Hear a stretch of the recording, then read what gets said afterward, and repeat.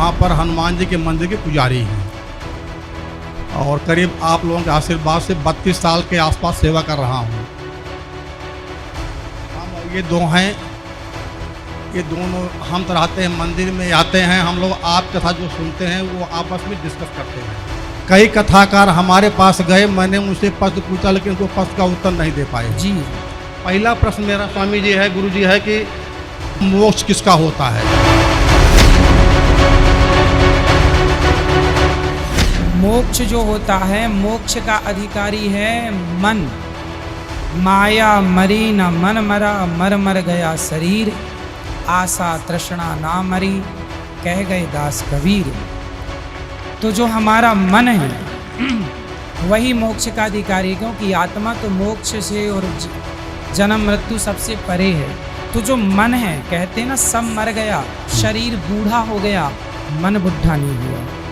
ठीक। तो मन को ही सारा सुख दुख मिलना है। ठीक। स्वामी जी संतुष्टि हमको नहीं हुई।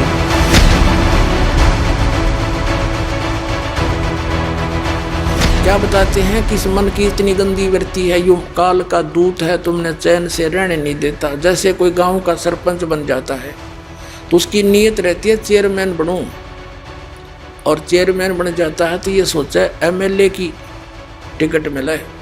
एमएलए बनने के बाद इन्होंने सोचा मंत्री बनूं, जब बात बने। मंत्री बनने के बाद इन्होंने सोचा मुख्यमंत्री बनूं, जब चौधर पूरी हो। मंत्री बनकर नीति यह है प्रधानमंत्री बनो, इतने इसकी टिकट कट ले, फिर गधा संतरी बना पाओ। अब परमात्मा कहते हैं 3 लोग से तरपत ना ही यो मन भोगी खसिया। यह मूर्ख बना रहा तुम्हारे को जो काम करना था। कबीर साहब कहते हैं कबीरा सब जग निर्धना धनवंता नहीं कोए, धनवंता सो जानियो जिस पर राम नाम धन हो।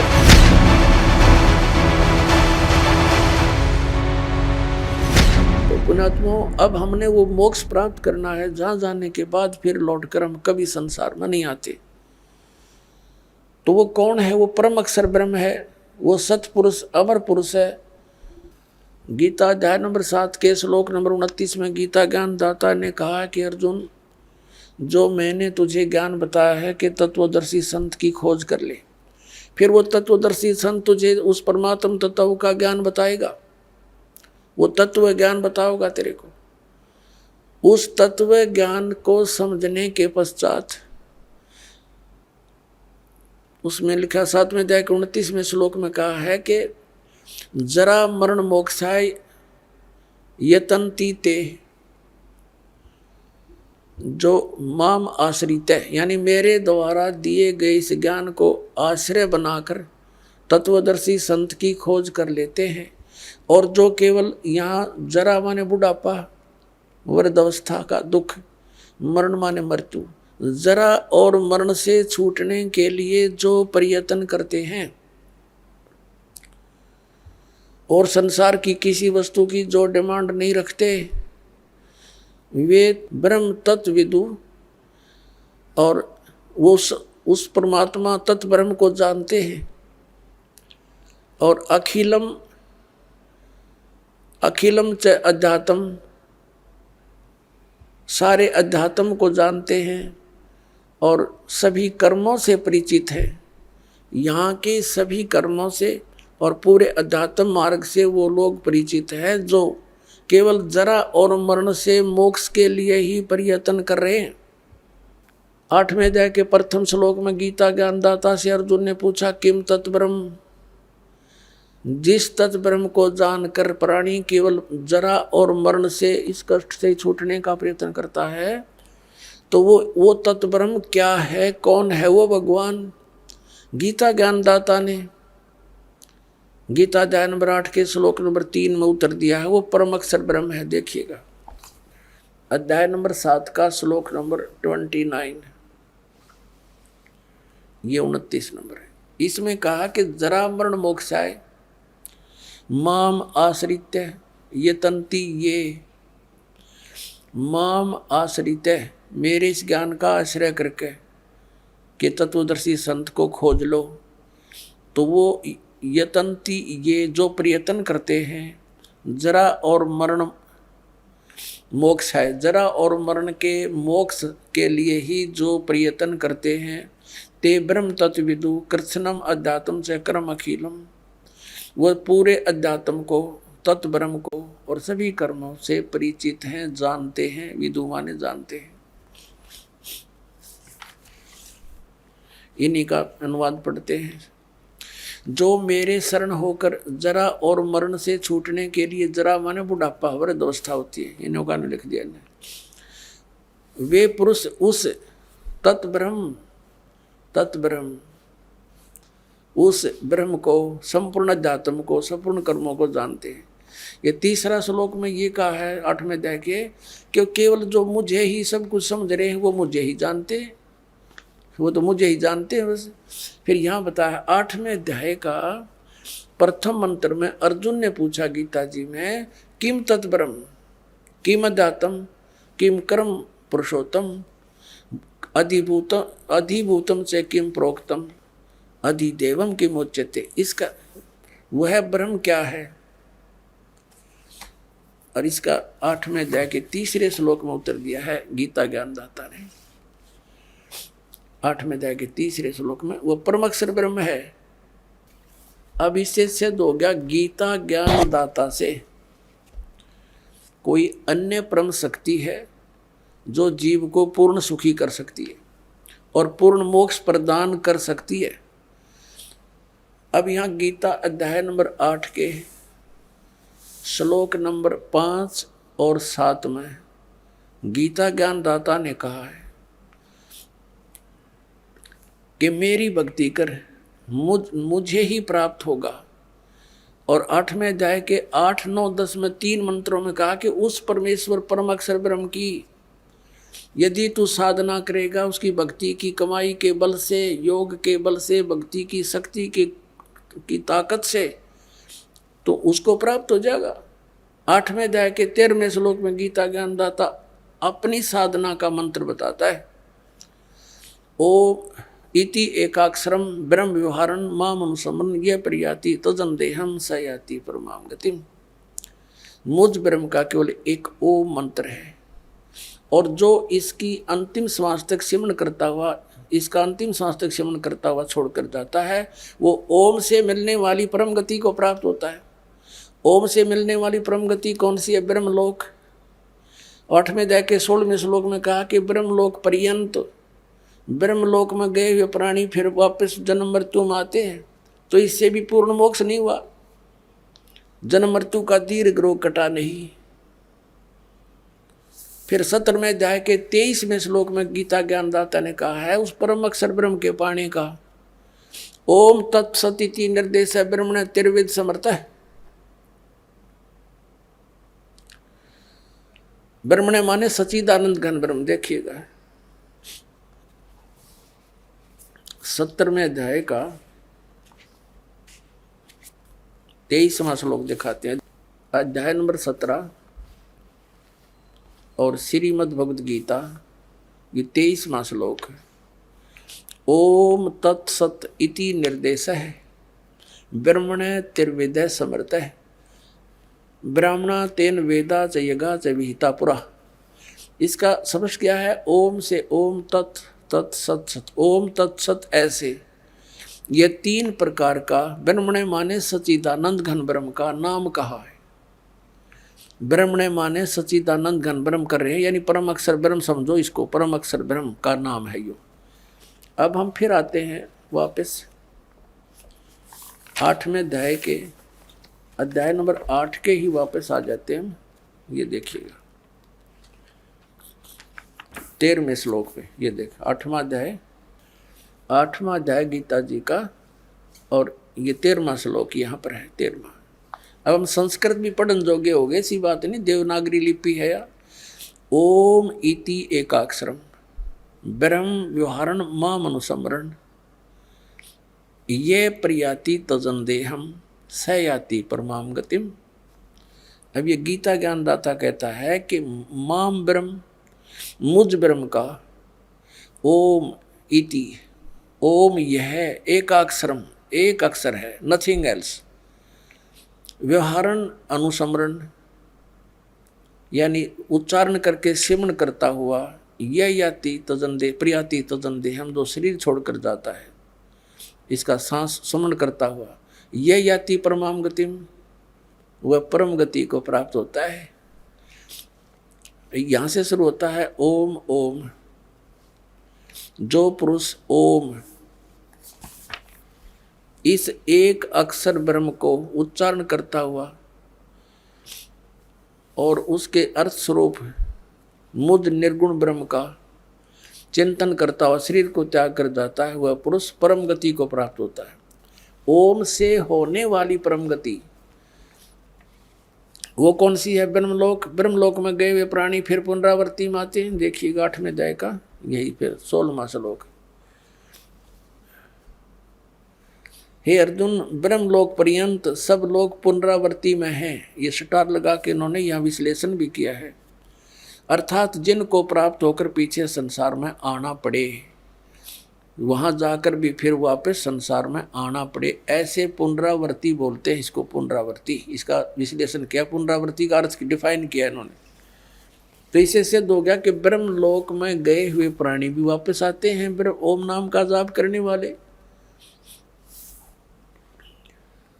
आगे गए ना बावड़े, रहते भी सब जाही, बिन साहेब की बंदगी कहीं छोड़ ठिकाना नहीं। मोक्ष प्राप्ति की विधि कहते हैं कि जो सच्ची साधना सतगुरु से प्राप्त हो जाती है, उस भक्ति के करने से पूर्ण मोक्ष हो जाता है। पूर्ण मोक्ष प्राप्त प्राणी उस लोक में चला जाता है जहां पर इसको कर्म किए बिना ही प्राप्त होता है।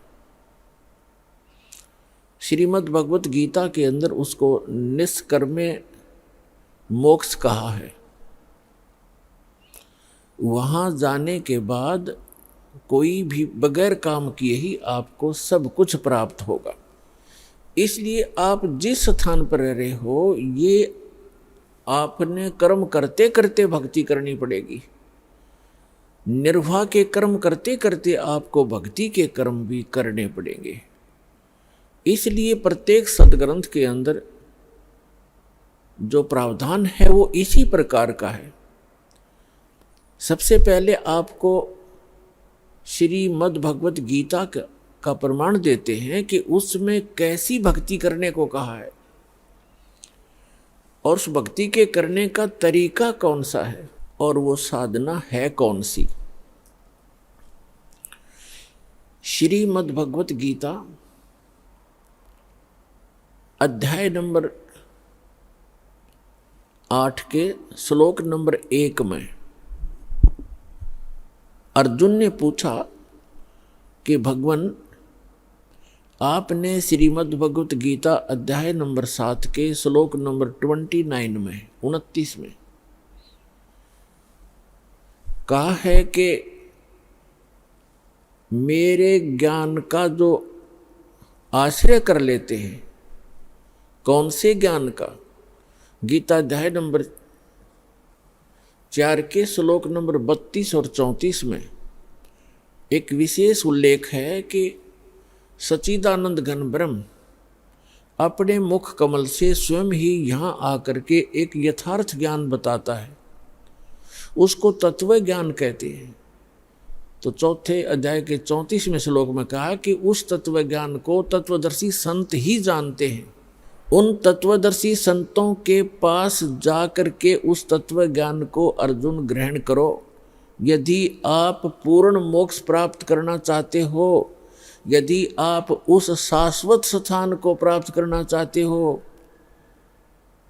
गीता अध्याय नंबर 18 के श्लोक नंबर 62 में, गीता अध्याय नंबर 15 के श्लोक नंबर 4 में, गीता अध्याय नंबर 18 के श्लोक नंबर 66 में जो प्रमाण दिया है कि अर्जुन, तू सर्वभाव से उस परमेश्वर की शरण में जा, उसकी कृपा से तू परम शांति को और शाश्वत स्थान अर्थात उस अमर लोक को प्राप्त होगा, सनातन परम धाम को प्राप्त होगा, जहां जाने के बाद साधक फिर लौटकर कभी संसार में नहीं आते।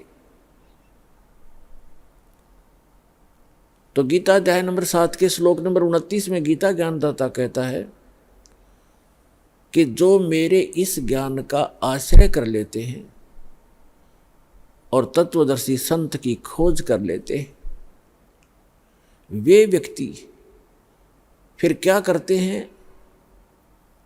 जरा मरण मोक्षाय यतन्ति ते तत् ब्रह्म विदु कृत्स्नम अध्यात्म अखिल च कर्मम। वो व्यक्ति जो उस तत्ब्रह्म से परिचित हैं और सारे दातुम ज्ञान से परिचित हैं और सभी कर्मों से परिचित हैं, वे केवल जरा यानी वृद्धावस्था के दुख से और मरण माने मृत्यु के दुख से बचने के लिए ही प्रयत्न करते हैं, उससे मोक्ष प्राप्ति के लिए प्रयत्न करते हैं। जो व्यक्ति तत्ब्रह्म से परिचित हो जाते हैं और सारे दातुम ज्ञान से और सभी कर्मों से कि बुरे कर्म करोगे तो बुरा फल मिलेगा, अच्छे कर्म करोगे तो अच्छा फल मिलेगा, तुमने उस दरगाह का मैल नहीं देखा, धर्मराज के तिल तिल का लेखा। आज कोई कोढ़ी है, कोई रोगी है, कोई कैंसर पीड़ित है, किसी को अधरंग मार गया है, किसी की जुबान नहीं है, कोई गूंगा, कोई बहरा है, कोई लंगड़ा, कोई दोनों टांग कट गई है, कोई और अन्य भयंकर आपदाओं का सामना कर रहे हैं मनुष्य शरीरधारी प्राणी। और अन्य प्राणी भी आप देखते हो, कोई कुत्ता है, खाद लगी है, कीड़े पड़े हुए हैं, टांग टूट गई, पिछले हिस्से को पैरालिसिस हो गया है, दोनों पैरों को लटका के घसीट रहा है। तो ये आपके पूर्व जन्म के कर्मों का परिणाम है। तो ये ज्ञान सत्संग से होता है कि जैसे कर्म आप इस मानव शरीर में करोगे वो आगे आपको भोग्य होंगे। इसलिए आप जी ऐसे कर्म ना करो जो आपको आगे उनका दंड भोगना पड़े। और पीछे गलती में जो भी कुछ हो चुका है उसका प्रावधान, उसका एक विकल्प बताया है परमेश्वर ने कि मेरी शरण में, यानी कबीर परमात्मा पूर्ण ब्रह्म परम अक्षर ब्रह्म की शरण में जो व्यक्ति आ जाता है, उनके सभी पूर्व जन्म के जो अनजानपने में हुए पापों का नाश कर दिया जाता है और पापों से ही प्राणी को कष्ट होता है। आगे फिर वो इस ज्ञान से परिचित होकर के भविष्य में ऐसी गलती वो करता नहीं, क्योंकि वो संपूर्ण अध्यात्म ज्ञान से और सभी कर्मों के परिणामों से परिचित हो चुका है। तो वो व्यक्ति केवल जरा और मरण, जरा माने वृद्धावस्था का कष्ट, इस मनुष्य के ऊपर, मानव शरीर के ऊपर सबसे बड़ा भयंकर दुख है। प्रथम तो वृद्धावस्था का और दूसरा फिर मृत्यु। आप सारा जीवन लगे रहते हो अपने परिवार को सुरक्षित और सुखी बनाने के लिए, और कोठी कार फैक्ट्री जचाने के लिए, और एक सेकंड में मृत्यु हो जाती है। बताओ किस काम पर सारा जीवन डिवोट कर दिया आपने, जो आपका था नहीं, आपके संग जा नहीं सकता, जिसको आप अनजानपने में अध्यात्म मार्ग का ज्ञान ना होने से, परमात्मा कहते हैं आप यहाँ अस्थायी वस्तुओं को स्थायी जानकर बालकों की तरह अपना सारा जीवन वही नष्ट कर देते हो। और जो कुछ भी आपके पूर्व जन्म के भाग्य में है और वही आपको मिलता है। आप अपनी चतुरता के कारण, अध्यात्म मार्ग से अपरिचित होने के कारण आप अपने भविष्य के कर्म और खराब कर लेते हो। इसलिए ये आपको एक तत्व ज्ञान रूपी दीपक दिया जाता है, एक टॉर्च दी जाती है, जिसकी रोशनी में आप अच्छे रास्ते पर चलें, गड्ढों और झाड़ झंखाड़ों में ना घुस जाएं, जो आपको दुखदाई होते हैं। तो प्रसंग चल रहा है कि जरा और मरण से छूटने का प्रयत्न जो करते हैं, तो जैसे आप अपने बच्चों की परवरिश के लिए, इनको सुखी बनाने के लिए अपना सारा जीवन लगा देते हो और भक्ति साधना करते नहीं, तो जो कुछ भी आपके पूर्व जन्म के संस्कार प्रारब्ध में, किस्मत में लिखा है, आपको केवल उतना ही मिलेगा। मासा घटे न तिल बधे, विद ना लिखे जो लेख। परमात्मा ने, विधाता ने आपके कर्मानुसार जो भी आपके प्रारब्ध में, आपकी किस्मत में जो लेख लिख दिए, वो आपके किसी प्रकार के भी प्रयत्न से ना कम हो सकते हैं, ना वो बढ़ सकते हैं, अच्छे या बुरे। फिर क्या बताते हैं, इसके साथ साथ एक विकल्प बताया है कि सच्चा सतगुरु मेट कर ऊपर मारे मेघ। सच्चा सतगुरु, वैसे तो सतगुरु कहना पर्याप्त है, पहले तो सतगुरु शब्द की क्यों आवश्यकता पड़ी? गुरु शब्द पर्याप्त है। गुरु का अर्थ होता है मार्गदर्शक, लेकिन नकली गुरु घने हो गए, इसलिए सतगुरु शब्द संतों ने, परमेश्वर ने प्रयोग किया कि जो सच्चा गुरु है वो ही कारगर विधि बताता है। फिर ये सतगुरु निरे हो गए, ये राधा स्वामी, धन सतगुरु, सच्चा सौदा, सिरसार, जगमाल वाली, ये तेरे सारे निरंकारी, ये सारे सतगुरु कहने लगे। तो इसलिए संतों ने एक शब्द और बोल दिया कि सच्चा सतगुरु। अब सतगुरु भी सच्चा चाहिए, नकली घने हो गए, जिनको कह का पता नहीं, अध्यात्म मार्ग ये जानते नहीं, इन्होंने भी सतगुरु जो अपने उपमा लगा ली। तो यहाँ बताया है कि सच्चा सतगुरु यानी सच्चा सतगुरु मेट कर ऊपर मारे मेघ। तो इस मनुष्य जीवन को सफल बनाने के लिए सबसे पहले आपको सतगुरु की आवश्यकता पड़ती है, सच्चे सतगुरु की। और पुण्यात्मा, इस विश्व में वर्तमान के अंदर इस दास के अतिरिक्त वो सच्ची साधना और ये तत्व ज्ञान, सत्य ज्ञान किसी भी आज के मार्गदर्शक के पास नहीं है। तो ये दास ही वो सच्चा सतगुरु है। 101 पीढ़ी पार होगी, 101 पीढ़ी आपकी देख रहा हूं।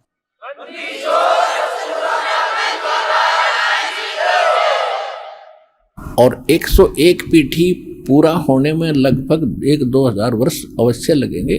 तो 1-2 हजार वर्ष तक ये भक्ति चलेगी, ये मोक्ष होगा।